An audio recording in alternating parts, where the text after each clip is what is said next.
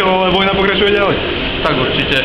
Je iba 1-0 v sérii, ešte nie je nič dobojované, prehrali sme bitku, ale vojnu ešte nie, takže zajtra máme ďalší zápas, tak dúfam, že zregenerujeme na hoteli a zajtra to bude niečo inom. Jasné, pritom po tvojom vyrovnávajúcom gole to za mňa nevyzeralo zle, aj po 2 tretinách ste držali solidný stav. Držali sme s nimi krok, boli sme radi, že sa nehrá na stílke, lebo tam by sme s nimi asi, tam by nás asi ukorčovali, boli sme radi, že na tomto menšom ihrisku.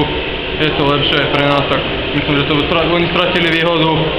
No škoda, my sme ho nevyužili, takže 5-1, Jasné. Takže. Čo zlepšiť do zajtrajšieho zápasu, aby ste mohli pomýšľať Tak na hlavne víťazstvo? vylúčenie, aj keď výkon rozhodcu sa vyjadrovať nebudem, lebo to ako nebudem komentovať, ale určite tie vylúčenia, lebo toľkokrát sú boli vylúčení dneska, tak to sa...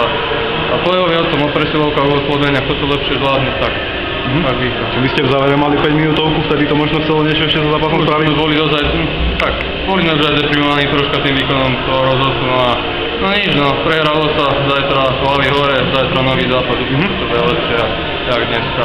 Dobre, díky Šimon.